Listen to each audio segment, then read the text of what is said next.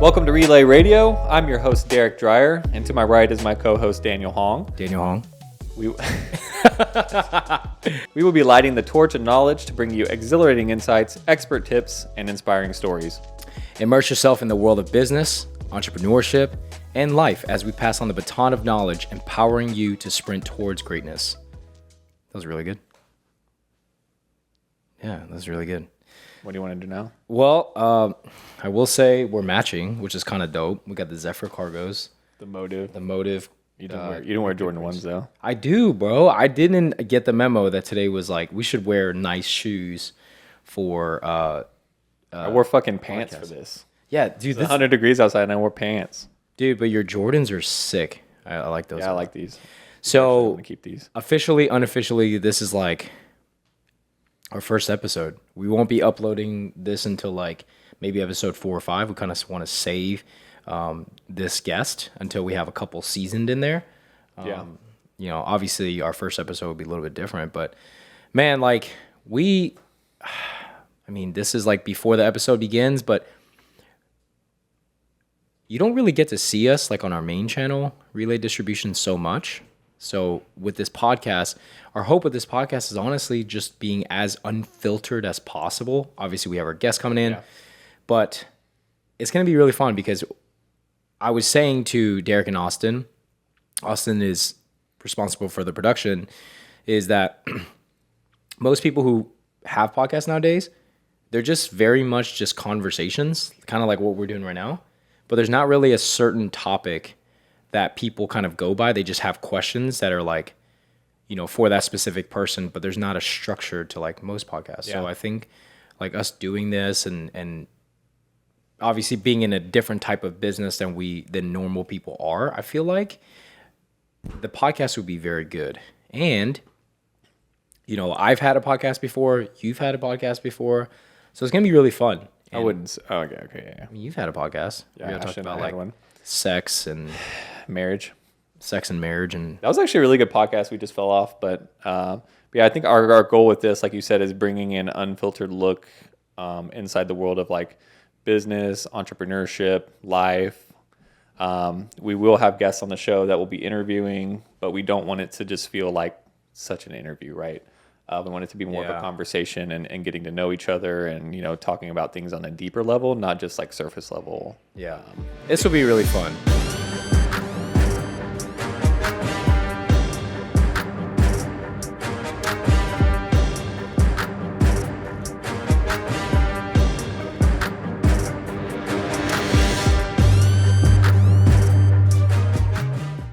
Our guest today is here to speak on his experiences as an entrepreneur in the realm of social media. He is a host of his own podcast titled Aware and Aggravated. He has his own merch line and is currently creating another company, which is great. We can talk about that. Oh, this is awesome. And also number one podcast in education. Yep. By the way. Brand, Don't forget that. Versace connoisseur. Hell yeah. Clutch bag enthusiast. He is Leo Skepi. Hi. I'm so excited for this. Cool. Yeah, you know, so Derek, you know, we try to be a little bit more structured with this, and Derek's gonna kind of run us through the structure of how we do this podcast, just so it's a little bit more organized. Yeah. So you know the structure of the podcast is we're kind of set it up like, you know, going along with the whole relay radio thing, right? So it's set up kind of like a relay race. So we're gonna do a warm up. We'll take you through a warm up, and then we'll run the relay. We'll do the first leg, second leg, third leg, anchor leg, then we'll cross the finish line. Yeah, you're gonna run today. Yeah. Let's do it. Let me spit my gum out first, Yeah. actually. Yeah, you're gonna need to spit your gum out for this warm up. That's cool. I always forget that. I have a fear of bad breath. Yeah. Same, So the warm up, it's gonna be a 200-meter sprint. Okay. We're gonna spitball maybe like 5 or 6 questions at you within 30 seconds. Try to answer them. They're just general knowledge questions. Just try to answer them. See how smart you are. Yeah. Real smart. We're gonna keep a leaderboard of all of our guests. So this is a competition. Oh, hell yeah. Try to do your best. Try to be a winner. You know, we're all about winning over here. Yeah. So I'm gonna spitball these questions at you. Just answer them. Austin, you're gonna start the timer. Okay. Just give me a thumbs up when to go. Oh, I'm getting nervous. Are you ready? Your heart racing? Yeah. Getting your heart rate up? Okay. Who is on the $100 bill? I don't fucking know. Wait, Franklin, no? Benjamin Yes. Franklin? Okay. When was Versace founded? I don't know. Come on, man. This is you. I have Gianni Versace's book too. I just didn't read it. All right. What's the name? What's the name of the fastest land animal? You're wearing the colors. Like a leopard, like a panther? You got to get one. No. No, cheetah. Cheetah. All right. How many seconds are in a day? Too many. I'm ready to go. All I right. don't fucking Mauve know. is a shade of what? Red. I'm gay. I know How many colors. ounces are in a pound? 16. What month has 28 days? February. All right, he got the second half. It's not bad. These I were didn't get the weird. last one. We're gonna Well, talk they're about just like random, business. just like random trivia questions. Not ready. So yeah, Good, we good. came at you. I mean, that's the warm up though, and get the brain moving for our conversation today. Now I look dumb, but I promise I just don't know this shit. No, I think when you have like pressure and people are asking you questions like that. Yeah. I mean, you see like on radio shows, right? Like you're probably in your car, like I can answer that shit, and then you're like live on it, and it's just a whole different process. People don't ever ask me things like that, so Yeah. it's weird. That's good. Well, that's our warm up. So yeah, we'll kick off the podcast now. I've never met you. Daniel's the one who knows you. So Yeah. the first leg is just kind of just personal stuff, right? Like let's get to know each other. The other thing with this podcast, I don't want it to be just us interviewing you, right? Asking you questions. Like feel free to ask us questions. Yeah. Get to know us as well. Yeah. Okay, hell yeah. But yeah, let's kick it off.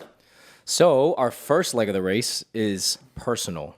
We want to deep dive into a little bit about you, and maybe some things that social media might not know about you. So first off, tell us, who is Leo Skepi? Thoughts, actions.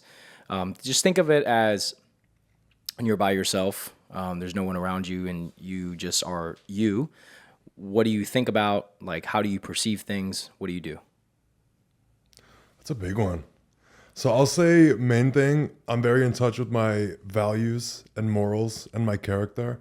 And every decision I make is based off of those. Like a lot of people are insecure and question the decisions that they make and what they do. I just filter it through what I believe and what I hold like true to myself. So my character is very strong. So that helps me guide and navigate everything, but it also translates into my relationship with myself. So I'm not about abusing yourself. I'm not about abusing people and like attacking them unprovoked. So I don't do that to myself. And if there's something about myself I can't change, I don't attack myself for it. If I tried to change it and it's just not going to change, like I'm 6'7", like let's pretend I want it to be shorter.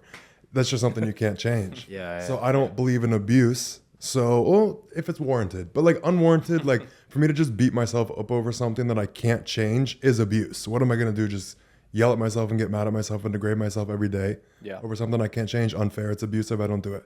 Like I filter it through that. So that's kind of like one way that I like navigate daily life. But what was the other part you said? There was a lot to this. So like thoughts and actions, like when you're by yourself, how do you like, what do you do like on a daily basis? It changes every day. Okay.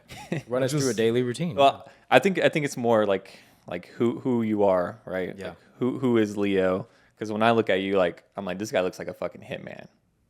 I was in a past life. Oh, damn. Past, I've I had mean, multiple okay, we dive can into that. dive into that. Like tell us about your past life. Like who are you? Like does Yeah. social media know your background? Like I mean, if somebody's listening to this that doesn't know who you are, what do you want them to think of you? Or like, who do you want them to like what is your persona? So you said, How I want people to look at me, I don't go about how do I want to be perceived. I just am myself, and you perceive what you perceive out of that. So that's who like Leo is. I don't give a fuck. Right. That's Like I who can't Leo is. control your perception. Right. I'm powerless Yeah. to that. I mean, I agree. Yeah. But something that you asked about people that don't know about me on social media, I'm very tough and rigid, and I show the sensitive side of me. And like day to day, there are moments where I do a lot. Like I just do a lot in general, and I handle a lot, and I'm under so much more pressure than people even can fathom. And like the things that I have to endure and the things that I feel, it's like times 10 because I don't have a normal life. So everything normal people feel, I got it on a scale of like times 10 to 100. So a lot of people don't see that I at times do feel very fragile, even though I'm very strong. Like I fear nothing. I'm scared of nothing. I can handle anything. Put it in front of me, I got it. Or I'll find a way to get through somehow. I don't back down. I don't bow down to nobody or nothing. yeah, But, I feel like I'm the people- same way, man. People don't know about me. Like you'd see it. You see me on social media. But like who I am behind closed doors is I hold space for myself when I don't feel as strong. And I'll never let the public see that because they see it as weak and they like to attack. I'm very protective of the soft side of me, but I'm very soft. I'm very like caring and sweet and gentle with people I care about and myself. So like behind closed doors, that's kind of how I do day to day. Like you see the tough side, you see when I'm up, but I do share when I'm down. I just don't share how down I get while I'm trying to like be there for myself. Just being in tune with yourself and being tough, like in and off the camera. And Andy Frisella is like a podcast I listen to. You know, it's like you have to just be relentless. We don't have plan Bs. We just go for shit. And if it doesn't work, we tried. Because plan B is for people who fail. That's all it is. So we believe in ourselves 100% and we just go for it, you know? So you're Albanian, right? Tell us a little bit about the Albanian heritage. I don't think I know anyone that's Albanian. You know? Well, yeah. Tell us about that and like where the toughness comes Yeah, from. yeah. Like where does that like? Because there's something. You said you were a hitman, so I was not in this. But there's something right. There's something from the root of your upbringing, Yeah. right, that has made you strong. It's tough, right? yeah. So what is that? I think there's parts of it that are about being Albanian because it's very like no bullshit. yeah. But the way I can describe Albanian culture is it's like the last culture kind of on earth that, not on earth, but like it's one of the main cultures that you're raised with the values and morals of the mafia lifestyle. And like there is a big, apparently, allegedly, a big Albanian mafia, which I don't know anything about. Yeah. Just to clear myself legally. And the whole culture of Albanians, every single one is instilled with the values and character traits of the mafia lifestyle. So we don't operate like normal people. We don't think like normal people. We don't care like normal people. And the level of, it's basically it's very unfair. It's a very unfair culture because we're very big on revenge and you're very cutthroat and relentless and you do not forgive, you do not forget. Trust absolutely no one. Trust nothing. Everyone will flip. A lot of people in my life who I never thought would flip have flipped.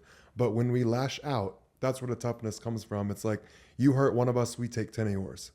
It's very not fair. And it's very like dominating. You know what I think like that whole like instilled principle is like something that society lacks today. Because it's like They like the idea of it. yeah, they like the idea of it and seeing it in movies. Right. But when it does happen in real life, they kind of get really soft. And like the olden days, like we're millennials, right? I would consider us millennials, is We are.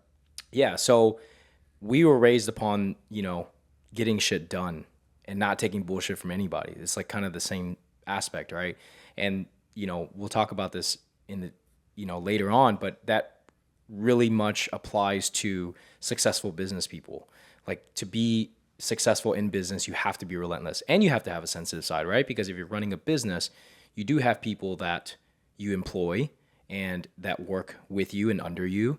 And you do have to have that humane side, you know? So That's the thing. That's Yeah. the perfect word you just said is humane. Yeah. There's a lot of inhumane things. And so much. a lot of how I was raised with like being Albanian and the things that I've been through have contributed to my ability to get things done, like you said, because Yeah. there's such cutthroat things that do not make sense you are expected to do. Like there's people I've had to cut off, remove from my life, or like attack, allegedly. And you're not, like it's about loyalty.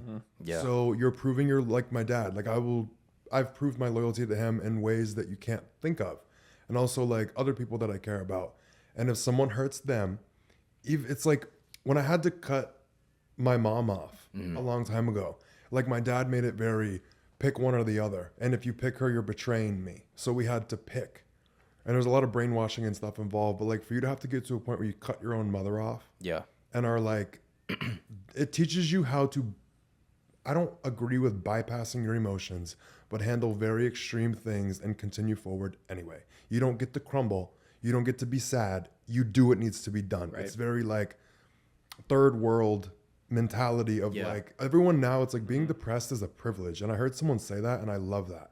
Like to sit here and Andrew Tate. like really? Yeah. Andrew Tate said that. A lot of his business did. advice is good. I think he's a goddamn dipshit and he doesn't like gay people, so fuck him. But I don't like him as a person. Let me clear that because people are going to try and attack me saying I'm a stan. But just doing what needs to be done, Right. regardless of like how you feel, needs to be done sometimes. I'm all big on emotions and stuff, but like you have to do what needs to be done. So yeah, going back, before we had technical issues, we were talking about your toughness, kind of where it came from, and all that. You had mentioned, while camera was off, something about bullying. Is that something you experienced growing up, Yes, or very were bad. you like a defender? Okay. I got bullied from like as early as I can remember in school, like bad, because I'm gay and I'm open about it now. But like when I was little, people always bullied me for like I was ugly and fat when I was little. People bullied me for everything in the world. Yeah. Is he good? Okay. I'm very attuned. I check on everybody. You're good. You're good. No, but I got bullied like extremely bad, and I would like go home to my mom and like cry and be like, "Please don't make me go back to school. Please don't make me go back to school." And that's like one of the moments everything flipped, and I realized you can't rely on anyone because my mom like went to all the deans and all like the teachers and was like begging for someone to help me, and like these kids were just like picking on me for no reason. Yeah. Like physically hurting me, like calling me every name in the book. I was just like, what the fuck? Like there was nothing I could do to like stop it. And then it got to a point where my parents, like they were divorced and I was like I would go back and forth, and they both like came together one night and were like, just swing. Yeah. Like beat the fuck out of these kids. Violence. Like my dad was like, come here, let me teach you how to fight. An eye for an eye. And so we started, yeah. Pretty An eye much. you take one of my eyes and take 10 of yours. Yeah. But that's when everything kind of flipped. Like I was in the powerless side of like asking for help. No one would help. No one could do anything. Because how do you control middle school kids? You can't. So I was actually in elementary school when I started fighting for the first time. But I just started beating the fuck out of everybody who said anything about me. Like it literally was like in the movies when you see the character, like their development, something happens to them and they flip. That was like my moment. The first time I cracked some kid in his mouth and I saw blood, I was so invigorated and so just like I found my power. The bloodlust. And I got Yeah, crazy it's with it. Like anyone who would even just like look at me wrong, I would Yeah. go flip their desk within a minute. Boy had an epiphany. I just, Turned into like, a savage. Saw bloody started- lips and had an epiphany. Like I begged for help, Yeah. no one gave it to me. You have to be your own help. Yeah. Get the fuck up and handle it. Yeah, most definitely. Yeah. You know, that so much applies to business because, in the world of business, there are a lot of bullies. And, the moment you start standing up for yourself, you'll realize like once you bully them back, they back down. And when you learn to stand up for yourself in the world of business, you understand like, okay, as long as I am stern in what I want and I protect myself and, our interests, right, as a group, then no one will hurt you because you kind of form this threshold, this force field that like, oh wow, okay, I can't step on them because people are going to continue to try to get away with whatever they can get away with. That's just the world of business. Like people always do what's advantageous for them, in People most are cases. so sue happy, and I hate it. Yeah. But the best way you can like protect yourself in business and get away from bullies that I've learned is to be educated. Yeah, most definitely. Yeah, most Because all definitely. these companies, because I talk shit online. Yeah. If I don't like something, I talk about it. And these companies threaten to sue me for slander and all this and that. I've educated myself on everything legally. Right. Like if I got sued, I wouldn't even need to hire an attorney. I could go represent myself. And I know what to say, how to say it, what you can get away with, and how you can navigate that. So people see influencers talking bad about their product or their business or just giving their honest opinion, and they threaten them with a lawsuit or a cease and desist, and they get scared and back down. Yeah, When yeah. you're educated, you're not scared. Do not get scared of anyone. Literally just educate yourself, and that'll like bring your confidence up. That's where definitely- a lot of my confidence comes from is education. I think It's not fun to learn that shit either. Like it's taken me like years and like Yeah. hours of like studying and Learning the hard way. Yeah. worth it. yeah, people forget that we live in a free country, supposed to be, and it's just like you should be able to say what you want to say. It's your own opinion, and that's just the way it goes. Yeah, but you're right, education aspect. So you talked about your early life struggles, and you being gay. When did you come out, and why did you decide to come out? When was? I guess that's a Just pivotal jumping moment. straight into it. Like, Okay. that's a pivotal moment, right? Yeah. Because that's honestly what made like essentially a big career for you. you know, because you're true to who you are, right? Because when you say you're true to yourself, if you're true to all aspects, you can't be true to yourself until you're true to every single aspect of your life. So if you would like, talk to us a little bit about that pivotal moment for us. So I came out when I was 21. Okay. And I was. And how old are you right now? 25. Okay. I'm someone who never thought I would come out, like ever. I thought I was just something that was gonna die inside of me. But I started I was going through a lot. I've been through a lot in my life, but I started trying to dig into it and understand it and get through some of it. Yeah. Because I saw how old behaviors were no longer serving me and were actually holding me back. Like when something benefits you when you're used to doing it, when you're in a new place in life, that same behavior that once helped you can hold you back big time. You best dig into it and That's drop valid. it. Yeah, that's pretty So valid. I was yeah. in the period of doing that. And I was trying to figure out why I was so insecure and I had no self-esteem. And by basically hiding part of myself, sent me the message that something about me was unacceptable and to be hidden. So I needed to come to terms with being gay. For me to keep hiding it, it's just going to keep damaging me because it doesn't matter how great I make my external and how great I can finesse everything. If I'm hiding part of myself, that's a shame. You're shaming yourself. Correct. So I was I need to come out, but that wasn't enough. So I was in a relationship with a guy and it just got to a point where I was playing the pronoun game of he, she instead of he. And then everybody, I was honest with a couple people about it, but it was more of coming to terms with myself before I finally came out. But I came out because of the relationship. But a big part of it was repairing my relationship with myself. I prioritized that over how other people saw me. So that's what led to me coming out. Was it difficult for you because you were trying to, that tough persona? Were you trying to put that out there and hide the other part? Is that why it was so tough for you? That's the biggest thing that I thought for a long time is that gay meant weak. Right. It's not at all. Right. But I thought that. Yeah.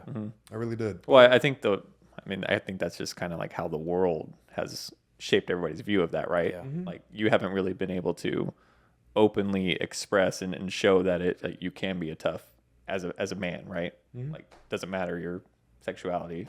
So yeah, that's great. I'm tougher than most straight men. That's why they all talk shit and hate me. That's facts though. Honestly, that's facts. Than them, please. I think men are just threatened by, there's a lot of men just get threatened. Yeah. I mean, the people that are threatened are honestly the insecure ones. They have some sort of insecurity that they're projecting out there, Yeah. That's really where a lot of insecurities. I've learned a lot about that. And it's that, I always thought hate and people talking shit was unprovoked, them attacking me. But it's not unprovoked. Me being myself feels like an attack because of whatever they're insecure about or whatever I'm reflecting to them. So damn, that's some real shit. they're actually attacking me because they feel Right. provoked. Did I provoke them? No. That's just something I had to learn. They're provoked by their own insecurities that you remind them of. So what pretty it good. is. I love it. Yeah. Yeah, that's pretty good. Yeah. All right, so that's a great dive into personal. I think. Well, hang on. I have another question. okay. Ask Keep going. anything. Well, I want to know, did you play sports or anything in high school? Were you ever an athlete? That's You should've where played the- Let's bring it back up. That was deep, right? Let's bring it back up a little bit, transition it. Yeah. That's where my Albanian side kind of Yeah. bit me in the ass. I'm very athletic and I'm good at all sports. I can do anything and I'm good. I don't just say that to toot my own horn. You haven't I've played golf. practiced And I've done all that. I be top golfing. I be hitting it to the back of the fence. I don't know how to swing a golf club. I just swing it like a bat and the bitch flies. I can't hit it into a little hole. We got to but- take you golfing then. We got to take you. I'm still learning golf. That would be very enjoyable to watch. You never played basketball or anything? I've played everything, but on a Yeah. team, no. The one time I tried to play football, because everybody's like, "Oh my God, you're big. You need to play football. You'd be Right. great." And they see I'm fighting everybody. I'm aggressive. I'm mean. I'm tough. And they were like, "You need to play football." So I tried it. And the first practice, I never watched sports. My dad doesn't like sports. Yeah. But we're both athletic. But I tried it because I was like, well, everybody's telling me to, so I'll just do it. And one of the coaches got in my face and told me to move my fat fucking ass. And I hit him with my helmet Yeah. because my Oh dad my raised me respect no one. Right. Okay. Respect Yeah. is earned, and he's the only my dad was I'm the only one that can speak to you like that. Yeah. So I like hit the coach and got kicked off. So. Yeah. So you didn't know how to separate the coachability and That's funny. I didn't know they get in Yeah. your like. That's not coaching. Yeah. That's like degrading. depends, talking right? shit. There's certain styles of coaching, and a lot of football coaches will coach in that manner of like cussing your ass out. And I don't like that. Basically, I never liked it either. Yeah. I didn't respond well to that type of coaching.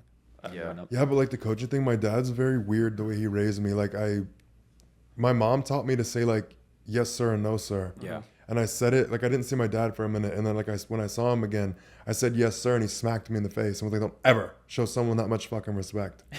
Damn. Wow. Yeah. Okay. Oh, that's So, like- that's an interesting take. Yeah.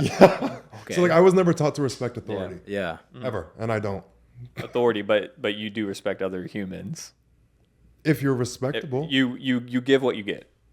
yeah. Like if I see value in you, if I respect Yeah. your opinion and your judgment, and you're knowledgeable, and I look up to you and I like admire you, Yeah. or if I see you have something respectable, I'll respect it. Even if I don't like somebody, if they have character traits that are like solid, Right. I respect you, even though I don't fucking like you. Like Andrew Tate, I know his business advice is good. Yeah. The rest of them, throw it away. I think that's something a lot of people nowadays have struggle with, right? Like, is Yes. separating that like dislike for somebody and also respect at the end of the day. Yeah, we live in a very extremist society where if you don't like something, you hate it. Right.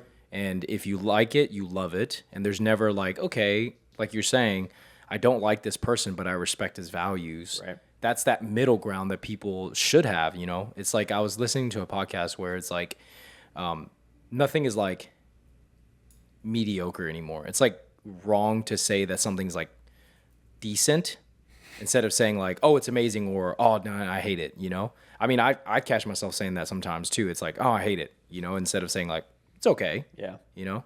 So yeah, that's like the way a lot of people roll now. It's like what you're saying is like this guy's easily offended if you're who you are, and then he'll automatically make the assumption, I hate this guy. I hate him. There's never like, you know, looking from an outside perspective, maybe he's not a bad person. You know, I just don't like the way he approaches things, but that doesn't mean that he's a bad person, you know? So people don't see it like that anymore, you know? Yeah, I always give credit where credit is due. Yeah, and that's you facts. have to do that because being an absolute, like, what is it called? Absolutist or like what is it called? Extremist. Extremist Yeah. or like Yeah. all good or all bad, black and white thinker. Right. That does not work. No. It And doesn't. no. especially with like that didn't work with my relationship with myself. Yeah. Because I hated myself or I loved myself. There was no in between. If we were extremists, we would not be in this type of business. You can't or be. warehousing. Especially with business, you have to Distribution. be able to use people for what they are useful for. Right. You cannot like you can't just write everybody off. No one's gonna be perfect. But if you see someone as a piece of shit in all these areas, but they excel and they're good over here, use them for that, and that's it. Right. If you want to get anywhere, you got to see the good and not just discount it. Well, that's bad. the main objective of being a leader, right? Or a CEO, right? Your job is to find Yeah. the employees in your business, find their strengths and put them in the right place to succeed. A lot of times when employees are not succeeding in their job, it's because they're not in the right place. They're not in the right seat. So they need to be in the right seat in your company. Exactly. Perfect. Shall we transition to the second leg? You don't have to announce it. No, Well, the first leg, right, was your personal, getting to know you on a personal level, and then like how does that kind of tie into your social media, and you know how have you kind of used you as a person, your personality, to elevate your social media background, and I guess used it to elevate you to where you're at today. Reword that for me. how No, has- I How did get you it. get into social media? I get it, but I want to. Yeah. I want to know like more of where you want me to go. You as a person, like, I mean, we touched on it, right? Like you portray toughness because that's who you are.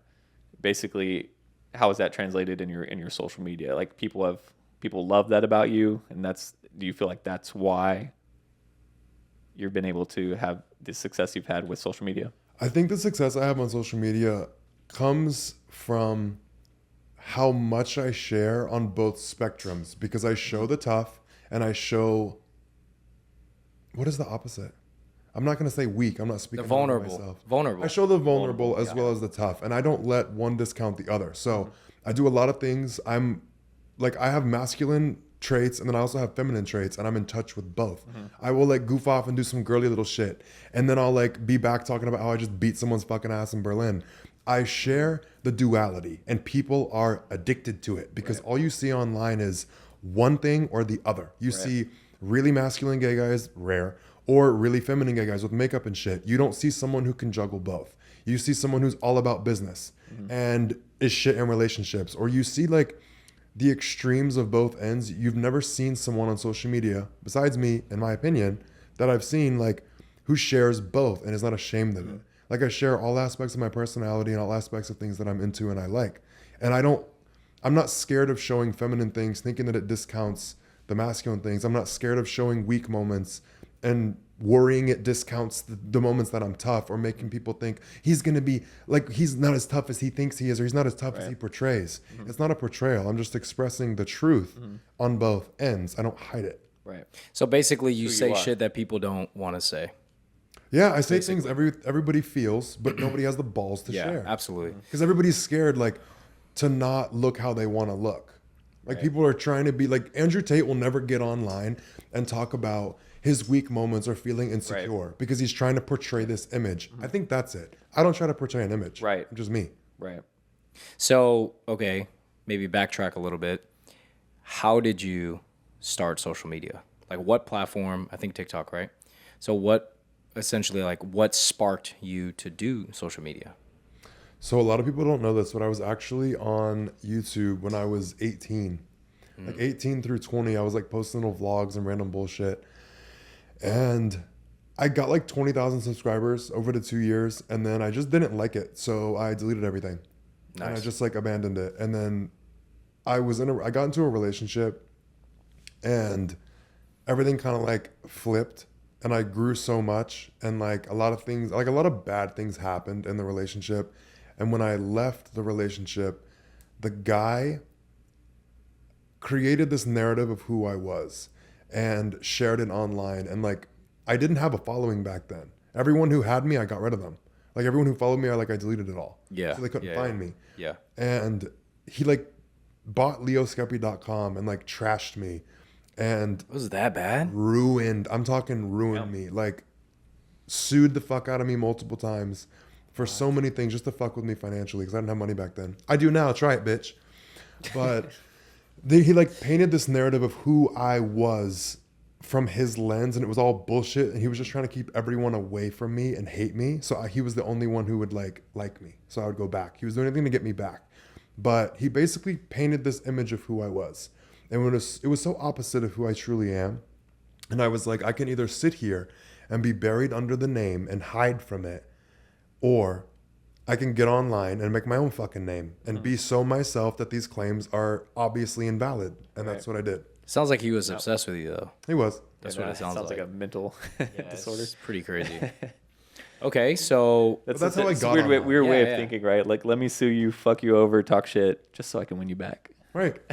But that was the thing, is like I didn't have anything I was trying to do with social media. So many people, a little business advice. Yeah. Start social media trying to grow their business. People see through that shit. absolutely, yeah, So easy. No one likes to 100%. feel sold to. If you're going to make social media, don't make it only about selling. yeah. Right. I don't You got to provide the value It first. has to be just Exactly. you. Yeah. get online, see what people ask for from you, and then make it. I Yeah. fucked up trying to make shit and show people that they needed it. Make what they want and then give it to Because them. people don't understand, like, everyone is a salesman. Everyone is selling themselves on a daily basis, whether it's a relationship, a friendship, or just selling a car. You're a walking billboard of what you want to sell, whether it's yourself, a product, a service, whatever it may be. So a lot of people forget that. And, but, okay, so kind of veering into the social media aspect, Aware and Aggravated is number one on education. You beat Jordan Peterson, you beat Joe Rogan, you beat some of the biggest names in podcasts. Like, just so you know, Joe Rogan sold his podcast to Spotify for $150 million. Yeah. So just imagine where an Aggravated can go. When did you start? What was your vision? And I want to know, like, You gotta slow down. You gotta slow down. yeah. No, this is perfect. No, I mean, kind of draining all the thoughts, but like for your podcast, like, what sparked you to start this? You started in 2021.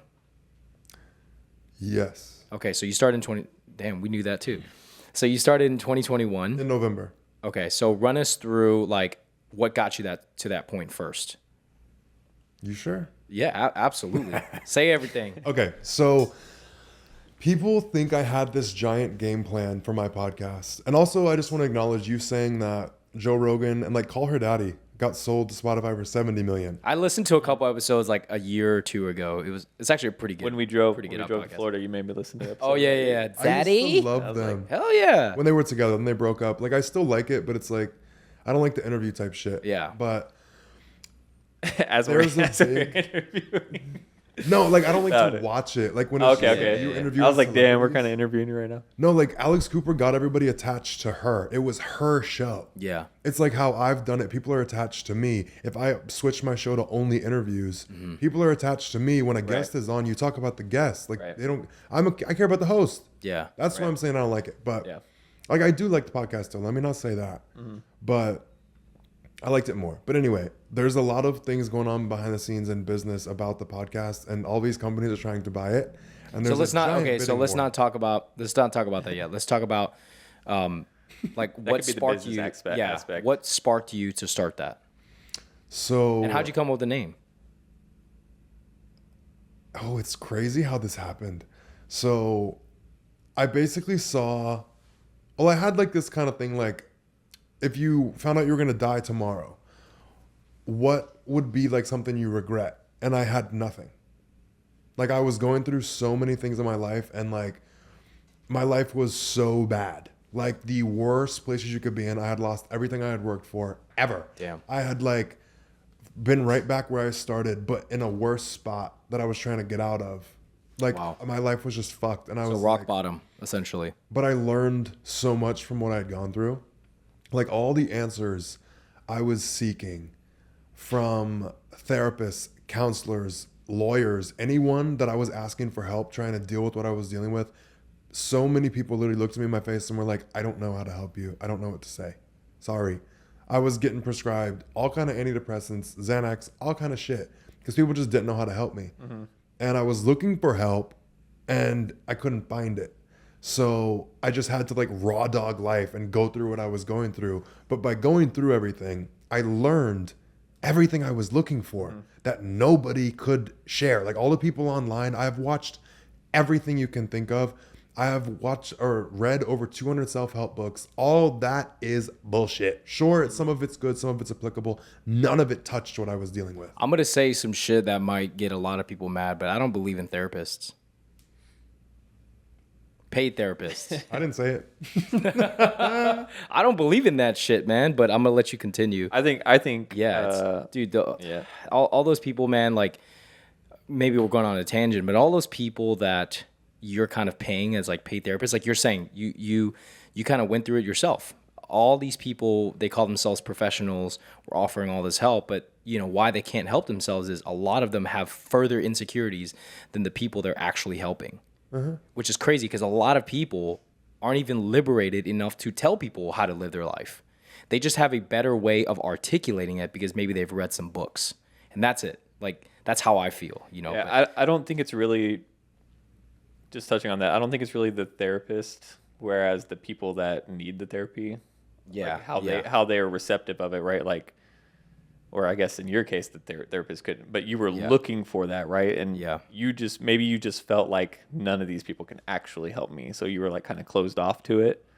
No, I was like literally hoping and like begging people to help me. I was begging God. I was praying to the devil. I was praying to anything. And nobody had that like experience that you had to be able to relate that. And I think that's where it's like some therapists may not just be able to relate. I think they can help a lot of people. I think I agree with that. But I think maybe most definitely. in very minute specific cases, like some people, they just I've never dealt with anything like this. Like, I don't know what to do. I think a lot also has to do with your willingness to go through the journey and find out who you truly are, right? Like, a lot of it is, I need the answer, so let me go to this person, rather than just like you're saying, it kind of seems like you hit rock bottom, and every single time you hit rock bottom, it described a pivotal moment in your life. because the relationship one, that's the one of the social media aspect, right? And so, you know, you lost everything and you started going towards all these things, and then now you're going into the pivotal moment of no one could help you. And that's how you kind of started your podcast, right? That was kind of before it. But like the whole thing with therapists, they can help people to a certain extent. But what I Yeah, was going most to them definitely. for help for is not in the books. Yeah, it's another It's commonality. dealing with a fucking sociopath destroying your life and how that's to crazy. mentally recover from it. You can't. And all the shit that I've been through with my childhood and like with my stepdad, like physical abuse, like beyond what you can imagine. How do you, like, when you go to a therapist and you lay all this out, it takes a very special person to be able to hold space for that and not get scared Yeah.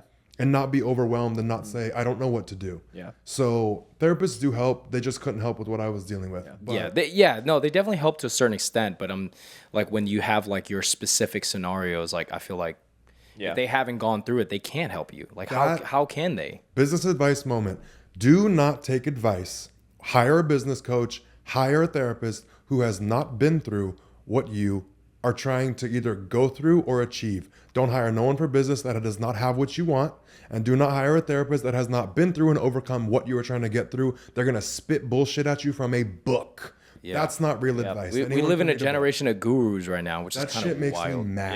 Yeah. Yeah, most I'm definitely. about to sweat. But anyways, so going into the podcast, so you started in 2021, and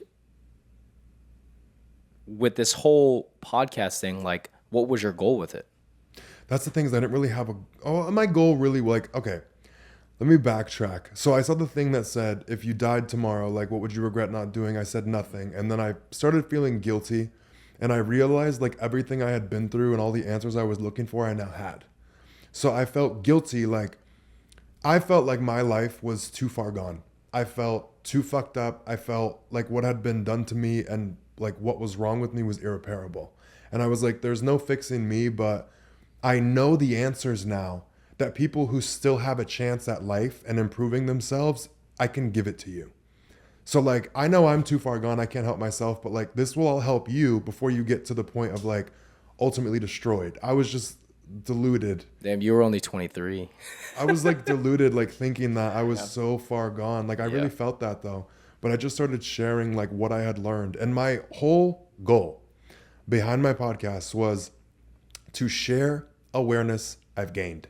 That's it. So every podcast I put out, like, you know how you second guess what you're going to post and is it good, is it not? I ask myself, did I share certain awareness that I've gained? Yes, put it out. That's how I don't overthink it. That's the goal, and that's my filter for what I put out. It doesn't have to be perfect. I am a perfectionist, but as long as I hit my goal, did I share something? Did I share a perspective I've gained that helped me? Yes, put it out. And that's kind of like what it was. So like I was aware and I was aggravated because everybody talks about what you're supposed to, like how you're supposed to achieve all this awareness. No one tells you what the fuck to do with it. Right. Once you're aware of all these things, what now? So aware and aggravated. It's like, this is the what now. This is how to apply all these concepts everybody throws at you because they sound nice.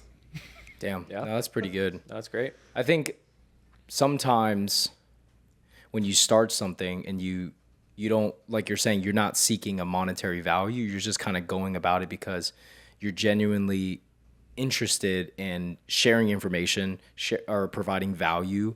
Like that's very much correlated with passion. And like you're saying, It was not passion at all. well, you know, passionate in the sense of like you wanted to just spill your thoughts out, and you didn't want someone to go to Didn't want someone to go through what you went the through. point of no return, like right. you were saying, right?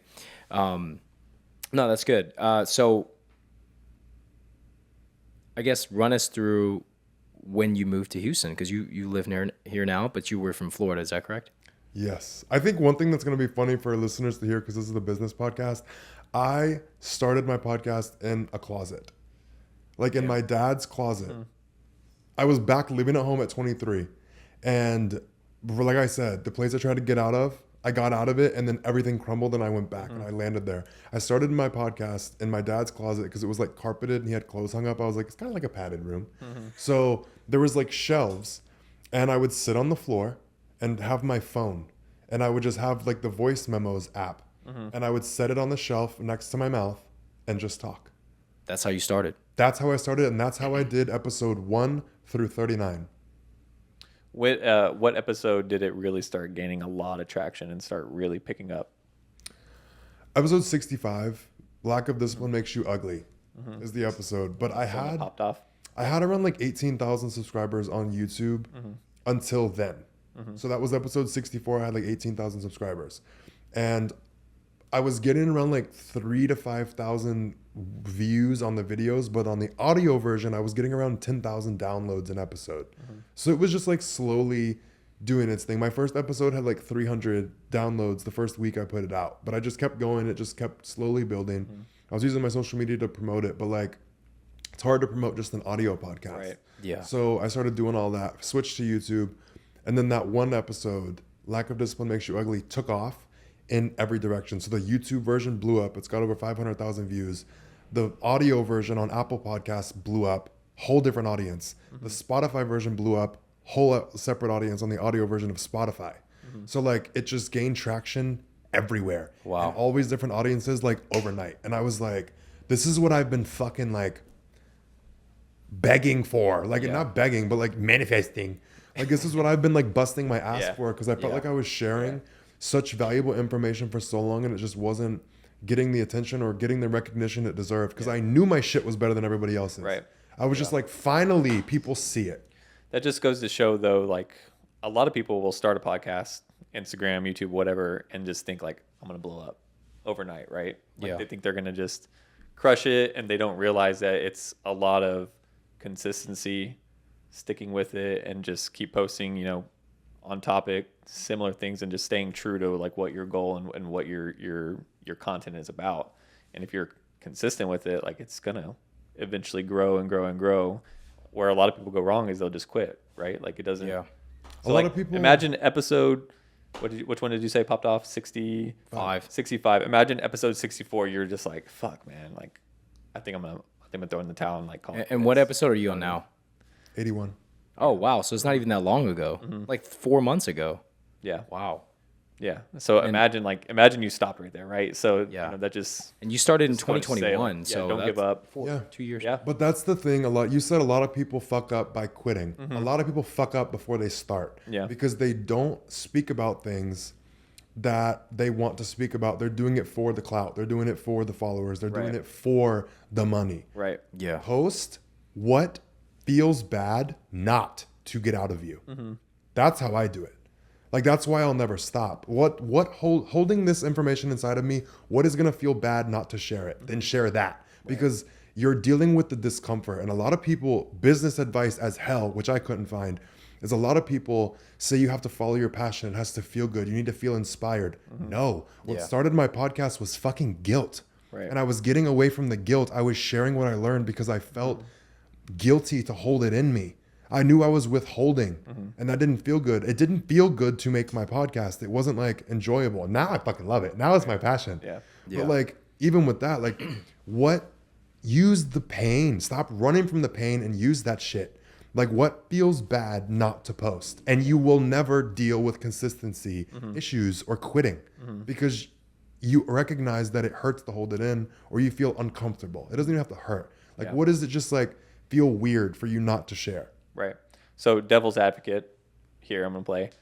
What if somebody doesn't feel like that? Don't post. But what if they're not like? What if it's a completely different topic, right?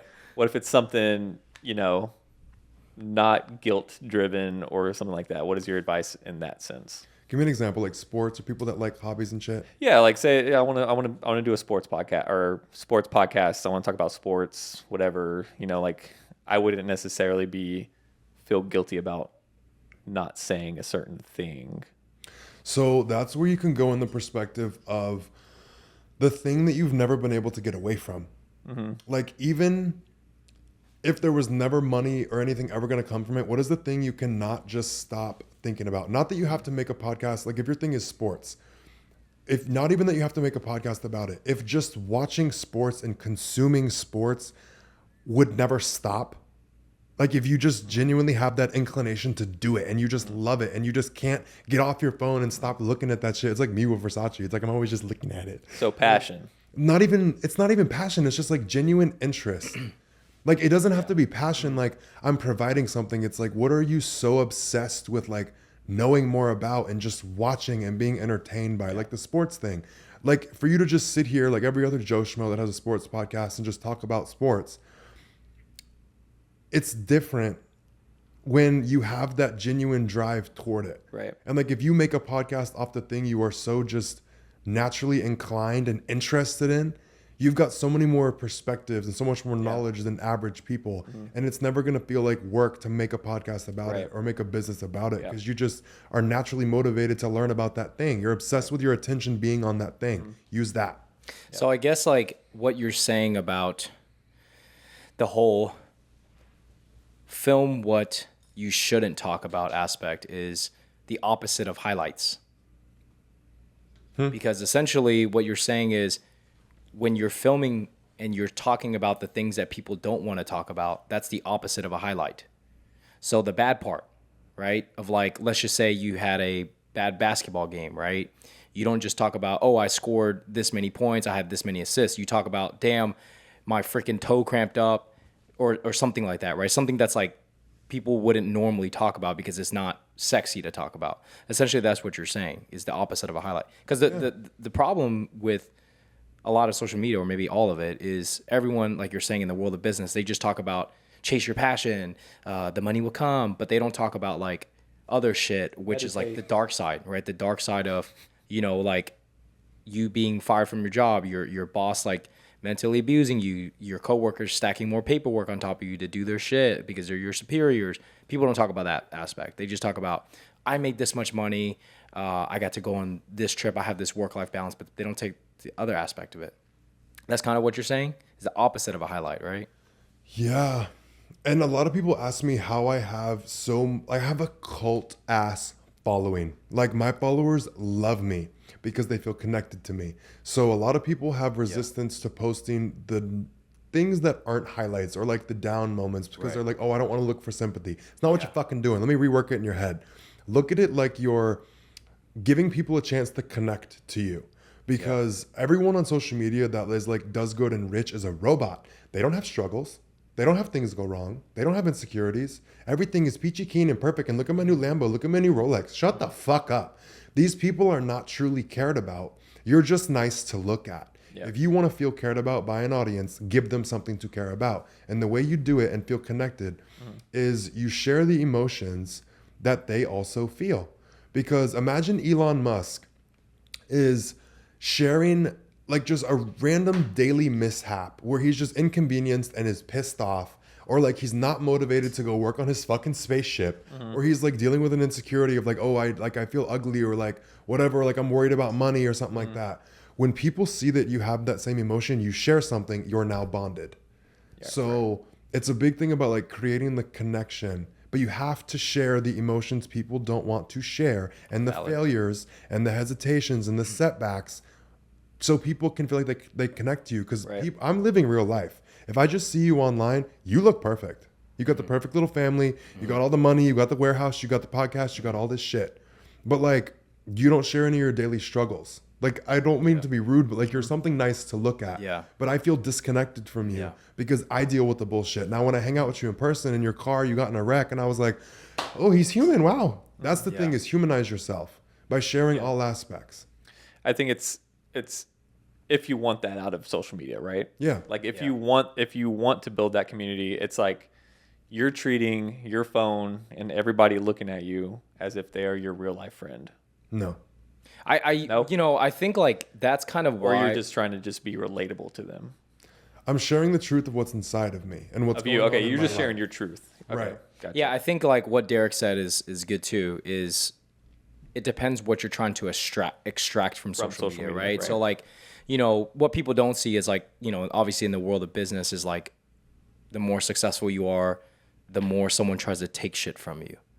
And oftentimes like we don't show these moments because it's like that's not what, you know, I'm trying to portray to my audience, but for your audience, I think it's very fitting, right? So like you're saying, like pick your grasp of what you're trying to go for. And yeah, I think like that's kind of why we started the Relay Distribution YouTube channel. We try to show struggles like, damn, like our company, is, we saw a slower month, than normally, right? Because that's kind of why we built this network of like different YouTube channels that we are doing. Is like we're trying to tell people like the distribution company, we are not the biggest. We're we're probably one of the smallest. But what we do offer is like this personability aspect that people can connect with us. And I think that's why a lot of our clients came to us, even though they're significantly bigger influencers and they can go to bigger distribution centers. But I think that's kind of what we try to do here is we, say, hey, like, we're not the biggest, we're not the best, but what we will offer you is a better experience and we will relate to your struggles, I think. And that goes, I'm going to tie that back into what you were saying earlier about posts, right? And like holding stuff back that you feel guilty for not putting out there. And I think with our whole brand that we're building here is, I don't want to say passion because you didn't say passion, but like what we're trying to do is really, we want to help people. We want to help. Everybody says that. How do you want to help them? Well, we're doing it right now, right? We're putting this podcast out there. Hopefully, if somebody takes out of this hour, whatever podcast, if they take one little 5-second clip, right, that something you said and it helps them, then we did our job. Yeah, and part of us like interviewing you, and we kind of try to make it very different. Is like what you're saying yesterday when we chatted off camera. It's like no one's really asked you from the business side perspective.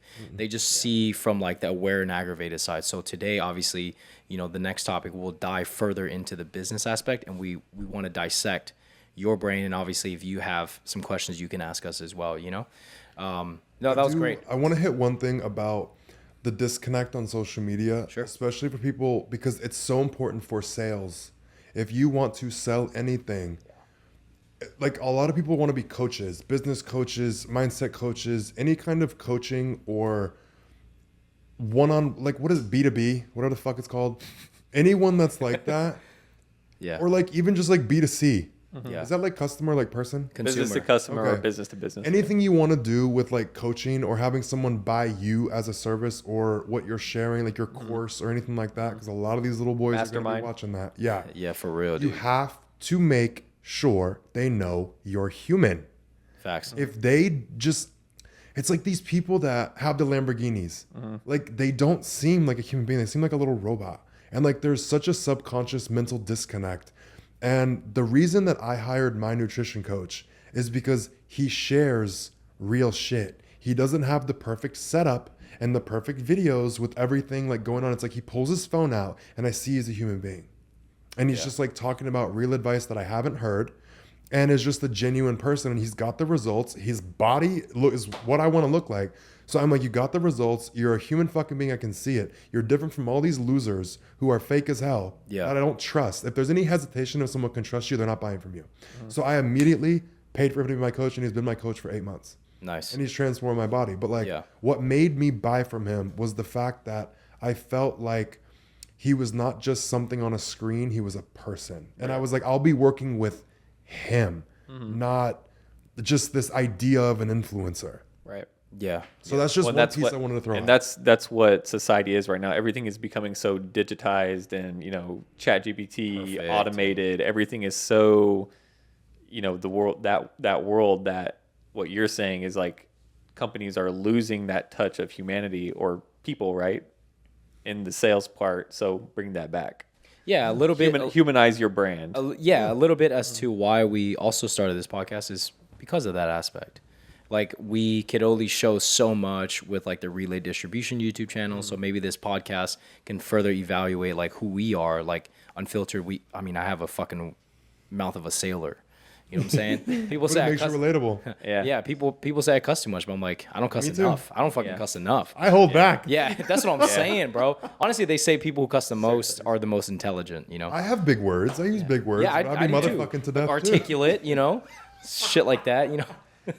So I read books. Yeah, but like Daniel's saying, we were doing this to put the people behind our brand. Yeah. And help people business related. Our YouTube is there to show our journey, one, for us personally, but to also, we're putting it out there because maybe somebody is also going through the same thing. Yeah, most definitely. And then with everything we do as the distribution center, the manufacturing content, like we're looking to help people in all those different aspects. Yeah. So Yeah, but one more thing I want to add, I keep going on a tangent about this. Like with my coaching business, I did mindset coaching for a bit, and it became so overrun when my podcast popped off. I just stopped doing it. I don't have time for it right now. But when I would post a struggle and people would see me hurdle it and then see me be better, that made them want to hire me. Because I am showing and executing and like exhibiting the traits that I've just gotten through this thing and I'm better. I've shown you I've just gotten and achieved what you want. You want to get through that thing too. Yeah, You see how my brain works. You you're see how giving I them the hurdled prime it. example of, Yeah. yep. You saw how I was breaking down and still going and doing what I needed to do. So people were like, how do you have that mental fortitude? Yeah. How do you get that? They'll want to buy from you.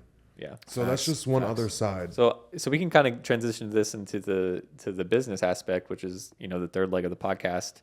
So you have an app.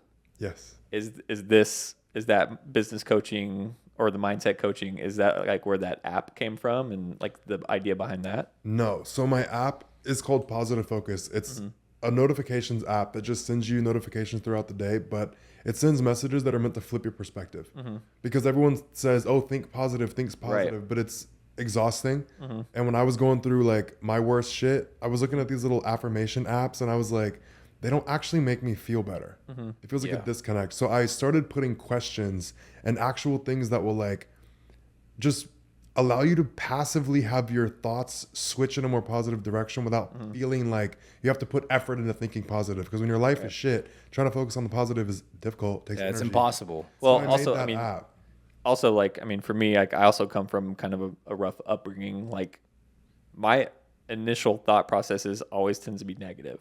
And I mean, I'm working on it myself. Like right now, just even when somebody says something or like, I'm having a conversation with Daniel, like I have to pause and like, okay, let me word this in not a negative way, so to speak. So, Yeah. I mean, how do you navigate that? Like, how do you try to, I mean, are you actively trying to like have positive thoughts and I used to have to. Now I'm at a point where I've trained my brain to no longer immediately resort to negativity. right. I'm more realistic now. So I can hold Right. space for good and bad. Whereas before I struggled with what you're talking Yeah. about. Like my brain would just go negative. So I had to like rework it. And now it's just part of my mindset. Right. Yeah. But I understood. I think a lot of people, sorry to cut you off. I think a lot of people though confuse like realism and negativity. Yeah. Which I feel like, a lot of time I'm being real and people think I'm maybe being a little bit negative, but I it's hate like, that. I'm I just- love that you're like with it. Yeah. I'm just telling you how it is. Like I'm not being any certain way. This is the facts essentially, right? So it's just like, this is real to me. Yeah. So, I mean, it's sometimes it is good to look at it at the worst case scenario because the best doesn't always happen. So it is good. Like you're saying, like realism and negativity are very much tied together because it does take someone who can see both perspectives to actually know the difference because some people don't know the difference because they're like, oh, like you're saying, someone who's like born super, super wealthy, it's all fucking rainbows and sunshines, but they don't see like, okay, bad things can happen, but then they use things like money or whatever to like shroud their judgment, So it's like, if you can actually look at it from a third perspective and see, okay, what is the worst case scenario? What is the best case scenario? Then, you go into situations a lot more like balanced, I guess you can say. Like you have an expectation of like, okay, I'm prepared for both, So yeah, I mean, we can definitely veer into the business aspect because we want to know what you know. And I think a lot of people who, if they find this through you, they want to know your business mindset too, So the first aspect is like, how did you learn to monetize all of this? And did you learn, or did someone just say, hey, you should monetize this? No, I had no one I could ask. Or like, I had people I could ask. I know one I trusted. Because my brand is not one that has been done before. No one has a following or like a presence online like me. So taking like advice from anyone, I couldn't trust it fully. So I really just started learning how to monetize by myself and figuring out what I could do. And there's like sponsorships and brand deals and stuff like that, but I'm very, very selective with who I work with. And I don't like a lot of brands. I don't like how they function. I don't like the way they operate. They lack character and like morals a lot of the times, and I don't like that. And I'm very cautious of who I associate with. So I knew that was a route, and I considered it. Then I was like, why am I going to promote other people's shit? I can just make my own shit. Yeah. And I don't have to worry about Right. a negative stigma or being associated. So I started making my own things. But I already had my app made before I got on social media, so I was able to drive traffic to that. My podcast came up. That has led a lot more traffic to my app, which does really well now. But I made a merch line, which did extremely well. Yeah. And then I'm working on a lot of things business-wise, like things I want to create, like my vitamin line, behind the scenes. And I'm also working on a tank top line, black tank tops, Nice. because that's like a staple of my brand, and I couldn't find them. Like I couldn't find the exact ones I wanted for so long. So I'm like, I'll just make them. But people have been asking, what do you wear? What are your black tank tops? Yeah. Wait for the demand and then make it. So now I'm making it. And people have asked me, what do you do for your health? What supplements do you take? You know my little routine. Yeah. My like opinion on damage control. If you're gonna do something to hurt your body, do something to help it. People know that I'm like that. They know that I'm a nurse. They know that I've researched all these things. I know all these things about the body. I know how to counter a lot. And they want it. So now I'm making it. So when can people expect this? This is pissing me off because I am with UTA. It's an agency. They're like the biggest agency. And now that I've got so many people with their hands in it, Yeah. it's slowing me down. And I'm very big on speed. Same. But I'm big on efficiency. Same. And like Yeah. being very detail oriented. So like it's not moving as fast as I want it to, but I have a lot more support and a lot more minds behind it who understand business at that level. They know how to make big shit. I was just kind of going into it like I'll figure it out. But that's my opinion on monetizing, was like figure it out. Just start learning whatever you can, see what ideas come up, do them, act on them. I think a lot of people don't realize is like that's one huge part of business is like you're figuring it out. You I have mean, to. when I was first starting out, like I asked, these people who were part of this a lot bigger brand than we were. I was like, hey, like, what are you guys doing? Like, what's your advice? He's like, dude, we're just figuring shit out. And I'm like, okay, if these guys are saying that they're just figuring shit out, then, does anybody really have a blueprint or like the answers? So, and I think it's just learning from the mistakes you're making and learning how to make yourself better, learning how to put the right people in the right place, and just having that resilience like we were talking about earlier. Yeah, most definitely. Yeah. I get asked a lot by people like, how do you start a business?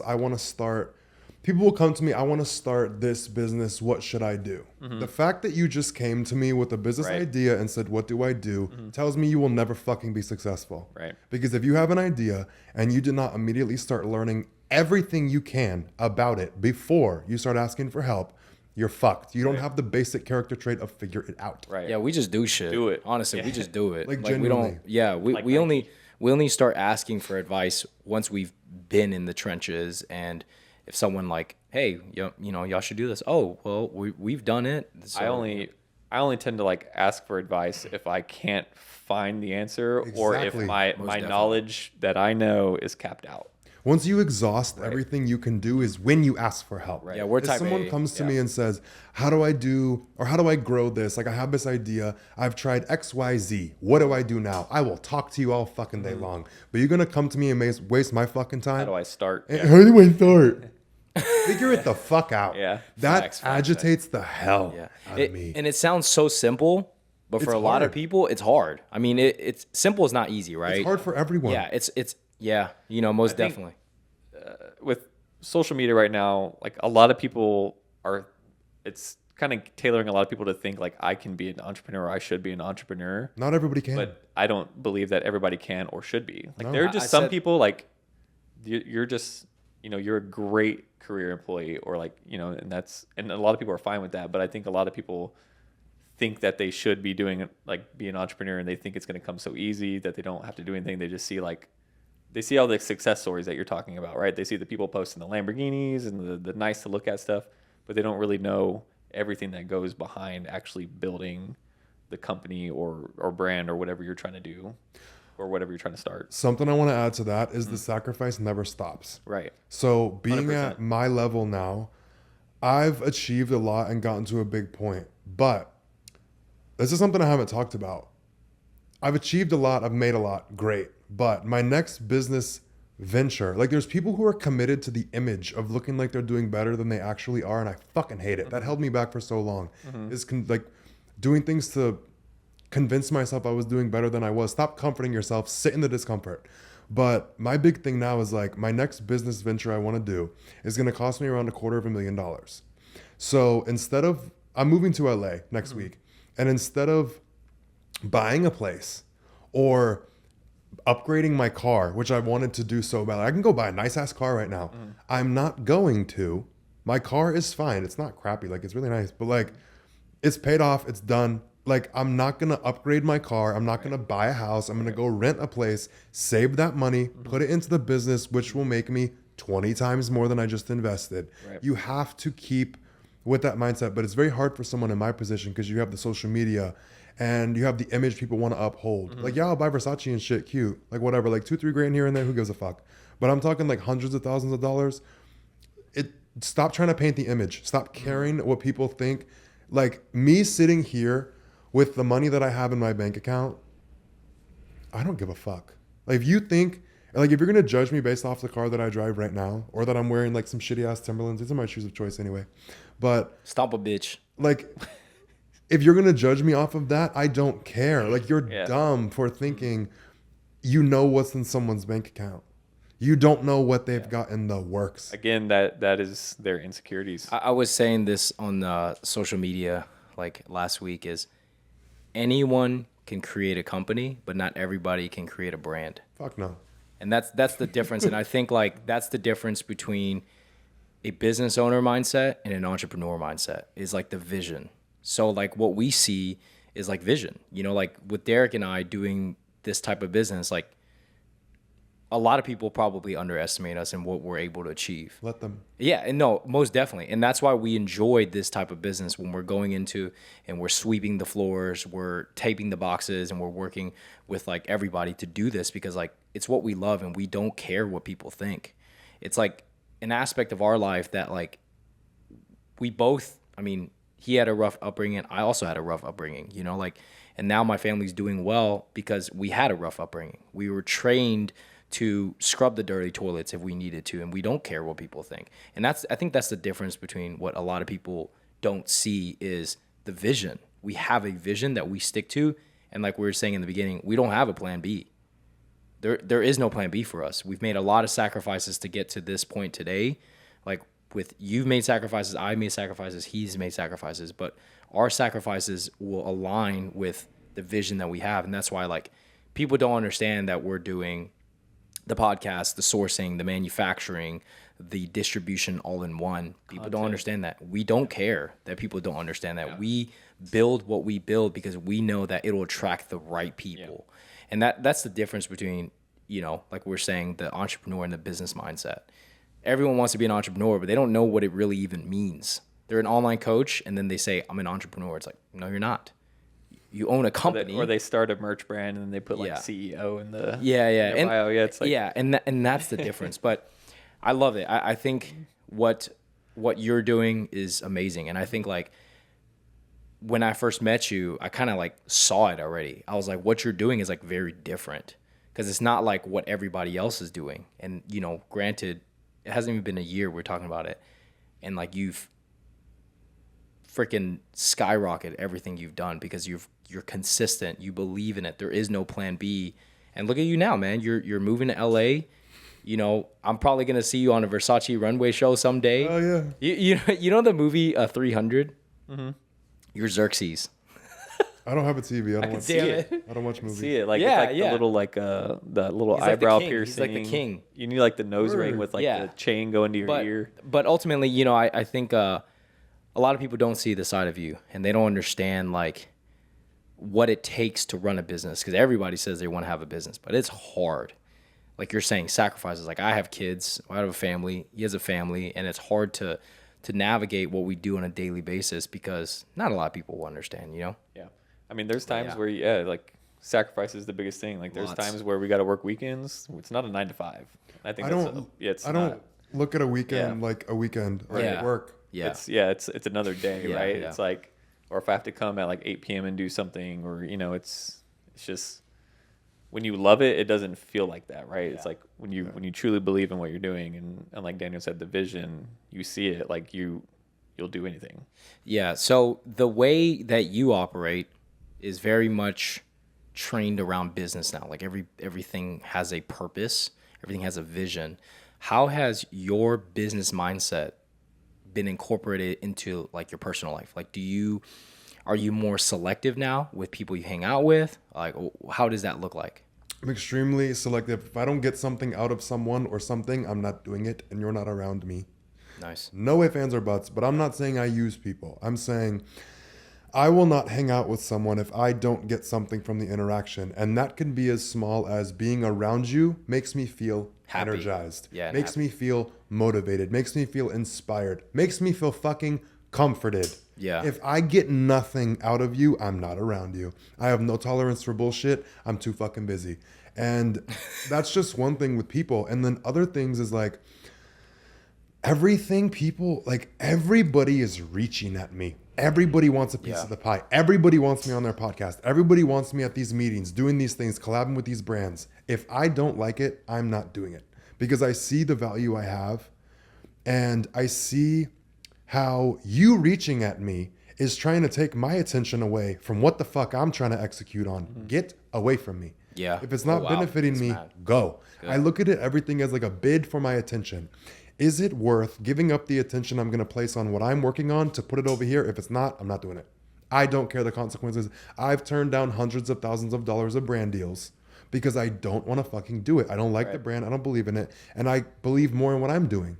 Yeah, most definitely. Like, you just got to do it. Like, Yep. that's how I look at it, as like a bid for my attention. Is it worth my attention? And I'm a solo everything. I do everything on my own. Everything tough. I've built Yeah, is and me. that's- I edit everything. Yeah. I post everything. I schedule everything. Every meeting I have around anything I do, I have a manager and I have an agency. So I'm on every single meeting still. Nothing happens without me laying eyes on it. No email is sent without it passing me too. It's all forwarded to me. They communicate on my behalf a lot of the times, but I'm hands in everything. Love that. Yeah. And the thing you were talking about with sacrifice is I sacrifice having a relationship to do what I want to do. A lot of people are so fucked up over being alone.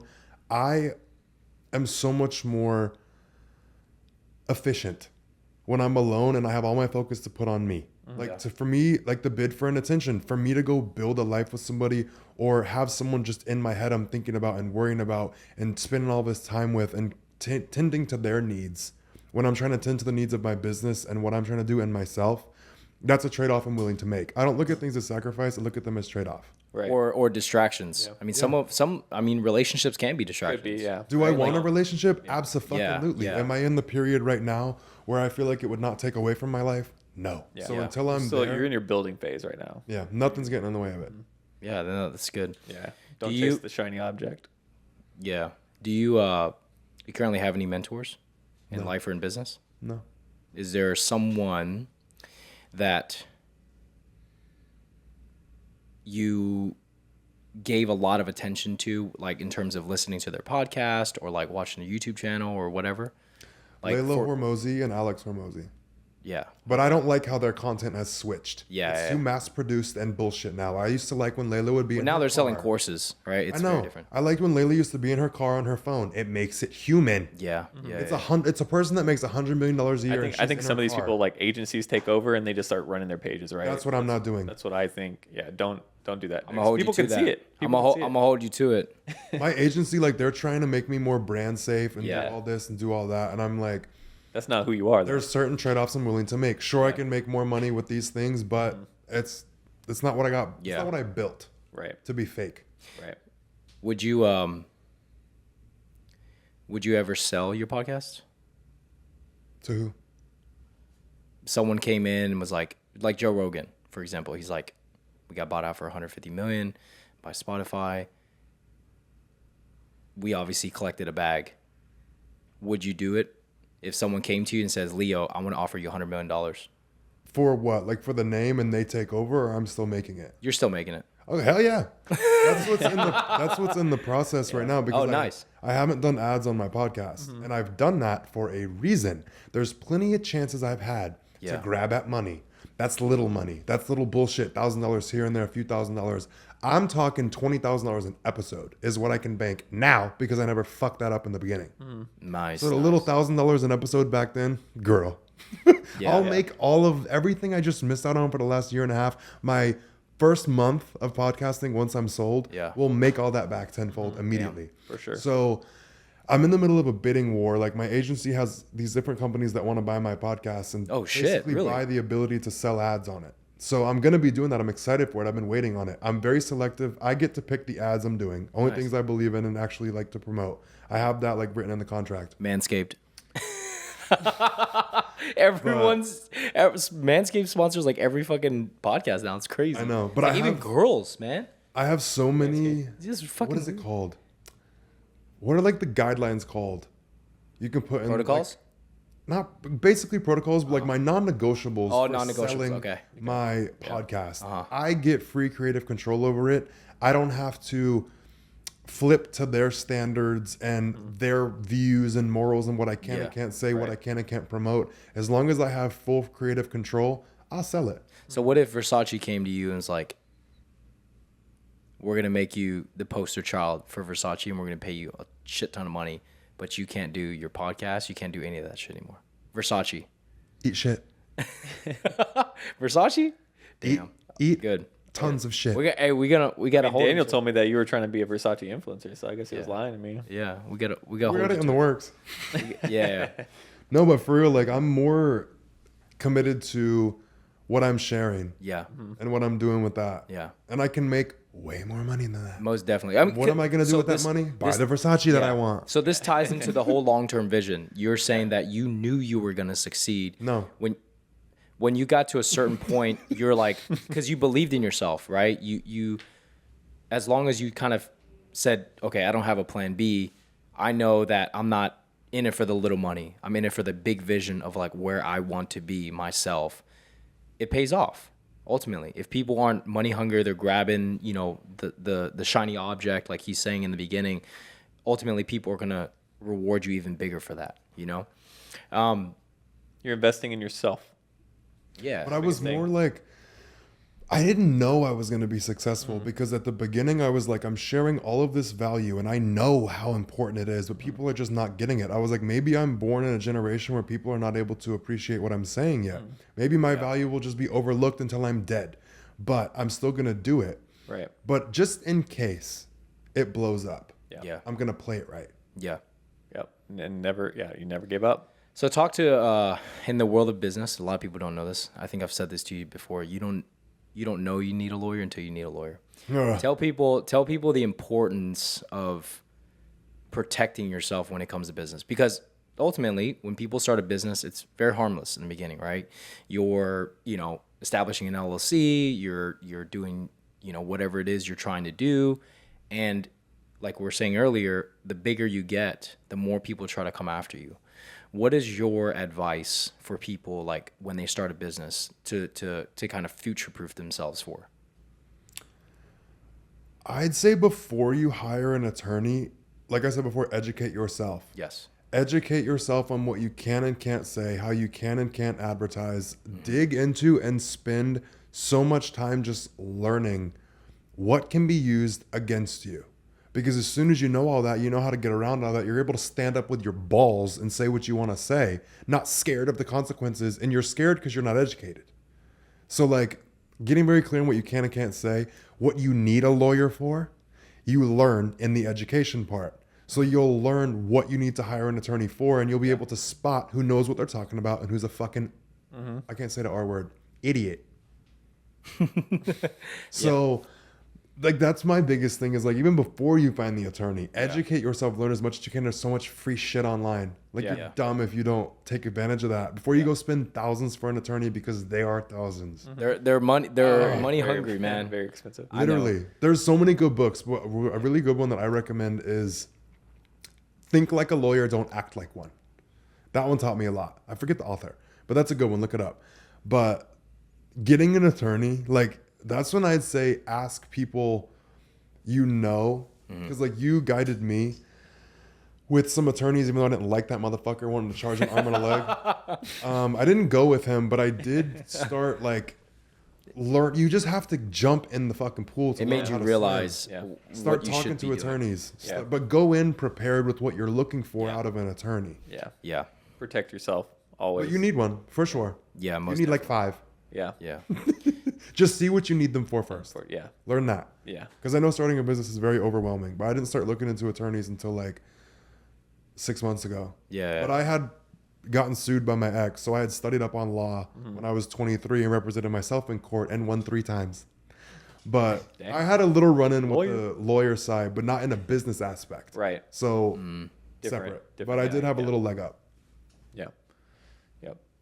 So yeah, so let's wrap this up. Anchor leg, last lap. This we like to talk about like retrospective type stuff. So, I guess we can kind of tie in this as well. But like, what are your main goals with your podcast, your businesses? What is your ultimate goal and like your outcome you were striving for in life? My podcast, just to keep it going on the track it's on, it's doing great.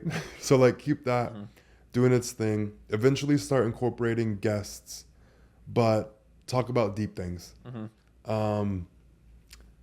As far as my other businesses, I just want to, like with the vitamin line, I want to make that. I want to blow it up as big as I can fucking get.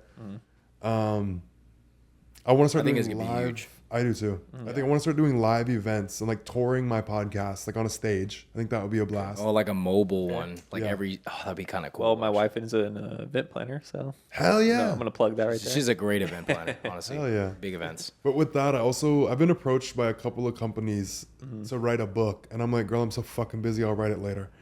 But writing a book or a few, because I've read all the self-help books. I know how to fill in the holes of what's not in them. So the books I launch are going to be like how Alex Hormozzi's book hits, $100 million offers. My shit's going to hit. I'm going to write my first one on confidence and break down everything around that. But books for sure. And then something I haven't talked about, this is kind of like my passion project or like what I'm going to do. But a big reason I want to make as much money in the fucking world as I can is because my passion project is I want to basically build a resource for people who are looking for help. So therapists, counselors, anything like that.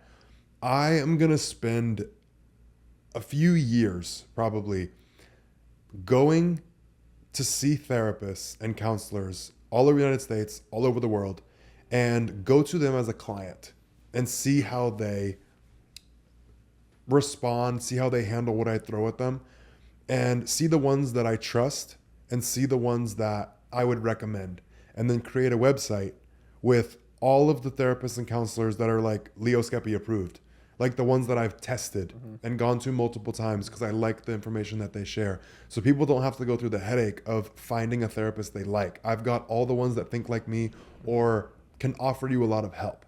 Like if you need one for eating disorders, here. You need one for going through sexual abuse, here's a list. Like That's going to be a scalable business. it's gonna take me That's really cool. years to sit down because I personally have to go in and like assess and evaluate these people, and go in as a client to be coached or like therapized and like get their help. But I'm willing to do that because I know how frustrating it is, and that's not something I think I'm gonna make money on. I might, but it's not my intent with that. I want to make money in every other area, so that is just purely genuine, like a resource. Right. Impact. But it's Impact. gonna that comes from you not being able to find anybody to help you. Yeah. Like, and you feel like there's a gap missing, right? Or that maybe there is somebody, you just didn't find them, or the right person. So Right. Impact, man. You're on It's huge, man. a path to find these people. Yeah. The But that's best, gonna so to take speak, me, right? like, a thousands of hours and like years. So I Yeah. need to make a fuck ton of money on everything I'm doing so I can be free to go do that. Yeah. But also, I can't coach everybody. right. Like, my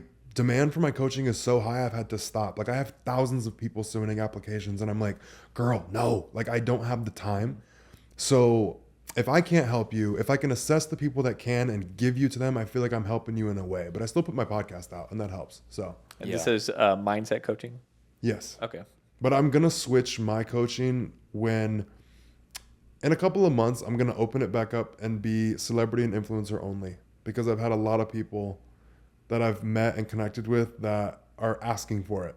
So I'll be able to charge more, so it's worth my time. Yeah. I'm not saying worth my time like I'm better than everything, but like, Yeah. my time is valuable now, which is something I'm learning to navigate. That's why I've had to cut a lot of bullshit. Right. I think a lot of celebrities and famous people need that.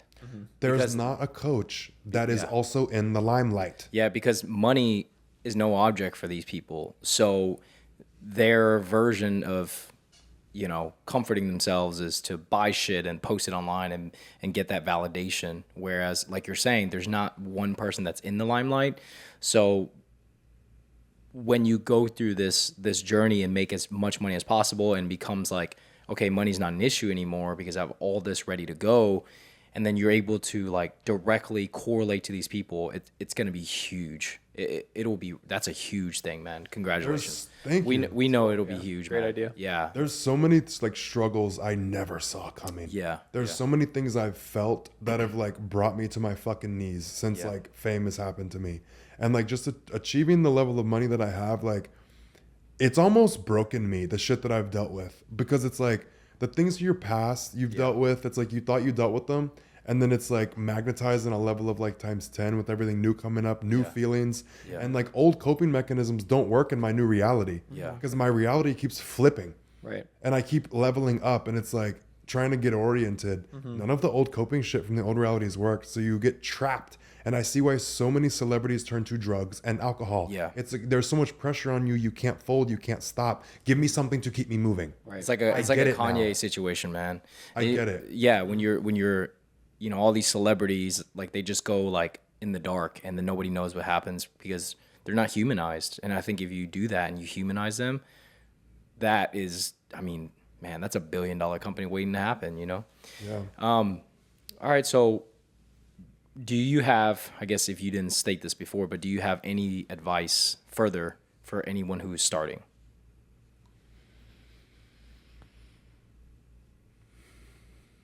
Do you want me to go a certain way with it? No, go any way you want to go. Hang on. Let me think about this for a minute. You're going to have to cut this. We're going to keep it rolling. What advice would I give for someone that's starting? I'm trying to think about what helped me the most. I feel like we've given a lot of. I say this all the time. Don't look for a way out, look for a way through. Because when I Oh, used to shit, that's talk to good. you, I came to you at the gym that one day last year, and I talked to Daniel and was like, I see you with all of these things you're doing. How are you able to do it? How are you able to like deal with the overwhelm and face everything going on and still have a family and still run all of this? And what I was running back then was like this compared to what I'm doing now. Yeah. But by sticking in it, sitting in the discomfort, I learned how to deal with it, and it raised my threshold for overwhelm. Back then, I no longer view that as overwhelming. What I'm in now, old me would have crippled in that shit. You have to sit in the discomfort and learn to handle the overwhelm. Stop running from it. You're going to feel overwhelmed. You're going to cry yourself to sleep. You're going to drink. You're going to do drugs. Get the fuck through it. You're going to be fine.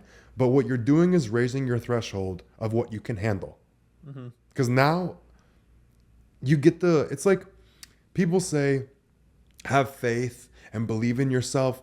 Fuck that. You believe in your ability to handle anything that comes up. And I have that now because I've suffered through it. I've gotten that character trait of figure it out, get through it, and raise that threshold of what you can endure. Embrace the pain, embrace the discomfort. One of think your of it like think of it like working out, right? You're working out, your muscles are in pain, but what happens after that pain?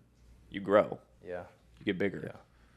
yeah I think that's like a one of good way to the relate that. excerpts was from your podcast was like,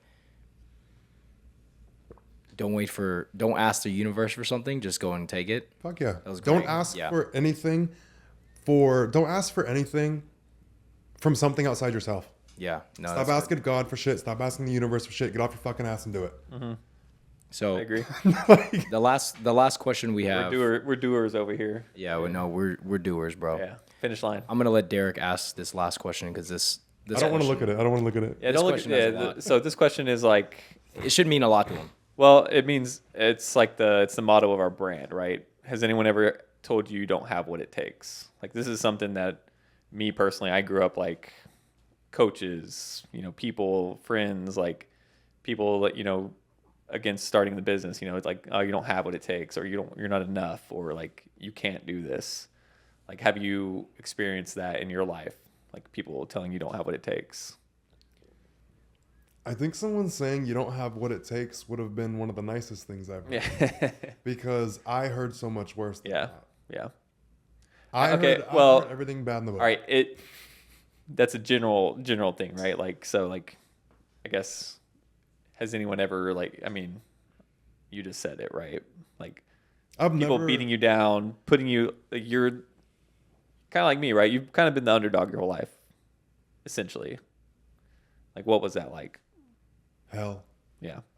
This is the biggest thing I learned with that is I questioned my own value for so long because I was never anyone's favorite. I would never felt valued by anyone. I was never picked over anyone. Everyone would chose someone else over me. I never felt like I was enough for anything or anyone. And nothing flipped until I stopped trying to be enough. Right. But the biggest thing with how we are going to bond on this, when you don't feel like you're enough, or someone doesn't choose you, or something doesn't go how you want it to, and you feel defective, like something's wrong with you, you take the knife and you stick it in yourself, and you try to find, what is it that people don't like about me? Why am I the problem? What's wrong? Why do I push people away? Why did this not work out for me? There's something wrong with me. By claiming there's something wrong with you gives you a sense of control.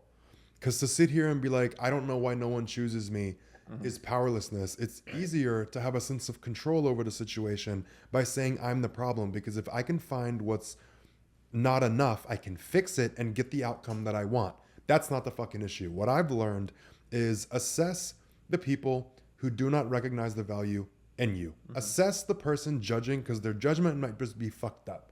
Because that's what I experienced. People did not have the capacity to appreciate the value or recognize the value that I had. It made me question it for a long time. Yeah. But as soon as I stopped questioning it and stood in it and was like, that is fucking valuable. Right. And I just went for it and shared it. That's when everybody appreciates it tenfold. Right. Like, don't turn the knife at yourself. It makes sense, but it's only going to help you for so long. Right. And we wouldn't be sitting here if somebody didn't tell me I didn't have what it takes. So how did that flip for you? What? What did that do to you? Well, it's something that's kind of like, I've heard over and over, right? So I guess it depends on what aspect we're looking at, but I'm just going to go into the business aspect, right? Person that told me that, I'm not going to get into it, but pretty much right there, it was an old employer, quit on the spot, turned around, started my own businesses. So to me, it was like kind of like your thing, right? I looked at myself and I was like, well, I know I have what it fucking takes. Like, this isn't me that's the problem. It's you that you think that I can't do this. So I'm going to go show you that I can, and I'm going to do it. So that just like flipped the trigger for me of like, and it ultimately made me realize like I need to stop working for people and start working for myself, building my own things. Because another thing, like you said, is like, stop asking people for the universe approval, whatever. Like, I'm going to go do it for myself. So that's why we're here, or why I'm here. I don't know if anybody's ever told Daniel he doesn't have what it takes, or if he's experienced that, but like, that's kind of where that derives from on. Yeah. And we turned around and we owned it, right? Like you said, we owned it. We made it our motto. And like, that's our thing, right? We're going to go out, we're going to show every single one of our clients that we have what it takes to fulfill with us. We have what it takes to promote your content. We have what it takes to build your brand, to build your products. Like, we can post on social media, we can make a fucking podcast, we can do everything that we're envisioning. Yeah, I think like like how we all relate is that like I never had the coolest shit, right? Like I wasn't the top favorite, right? I wasn't the most athletic, but what I did have was like grit. So when someone ever didn't pick me as like a top choice or I wasn't the best at something, I knew that if I went out and I did it for myself and I did everything that I possibly could that was within my control, that's all I needed. I didn't need the validation from anybody, right? Because people tell me all the time, "Oh, you're doing too much. You know, you're not going to be the best at what you do." It's like I use that as fire, as fuel for my fire to consistently prove people wrong. And it's not caring about what people think. It's more so about like you not giving up on yourself. And grit is a word that we use a lot, and resilience. And our motto for Relay Distribution is we have what it takes. So we always, you know, we're trying to be this. I mean, not we trying, we are doing. We're becoming a brand that is going to very much be one of the biggest brands. We're shooting for that. And we're honestly like the first of its kind. You know, in terms of a distribution center, most people who come into this industry are in their 50s. They're you know older, but when they see us, it's a very refreshing light. Yeah. People come to us, they see us, they're like, "Wow, this is incredible. What you guys are doing is incredible." But when we were building our business just 8 months ago, no one thought we could do it. No one believed that where we were headed was like, damn, this is where you are today. And now we have people who, I wouldn't say that if I don't know if they're necessarily our mentors, but they've guided us in a way and they saw some different light in us. And now we're getting so much traction, in our opinion, that it's inevitable because we believed in ourselves. That's all it takes. We didn't try to gain validation from anybody because it's not what we do. It's not who we are. We don't like to be in the spotlight. We're doing it because we like to attract those people that never could be in the spotlight. So we're trying to do something very different here, you know? And going off that, like, yeah, I'm kind of like an extreme introvert. Like I'm not